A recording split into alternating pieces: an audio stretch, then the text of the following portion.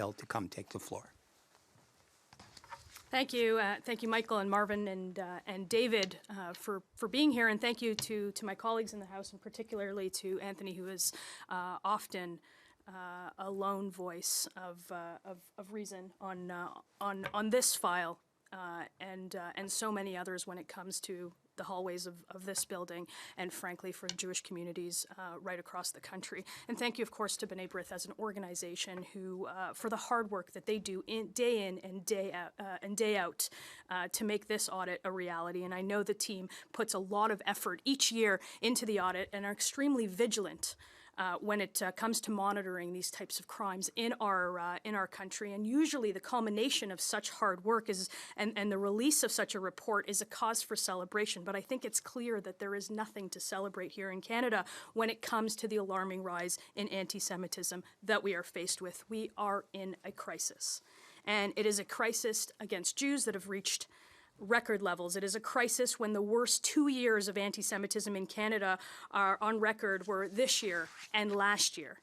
And while it is a crisis when the numbers double what they were just 10 years ago, there are some bright spots in these numbers, but overall they are extremely concerning and alarming. And as a member of Parliament for Thornhill, the largest Jewish population in Canada, these audits put the numbers in words, what I, my neighbors, members of our community experience more often than most, particularly in Ontario.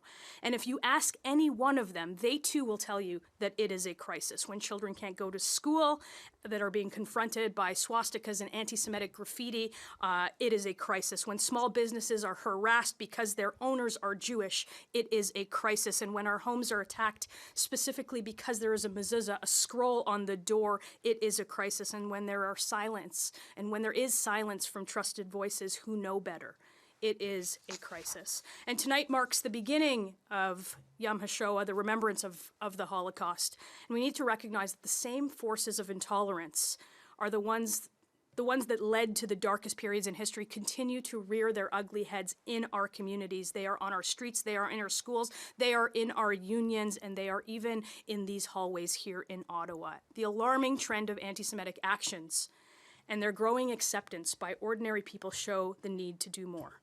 Not only through the definition of IRA, again, an uncontroversial definition, I think we agree on that, online and in our communities. It is one of the oldest hatreds, but the reference point and the reason I mentioned tonight's starting of Yom HaShoah is that that is in recent memory.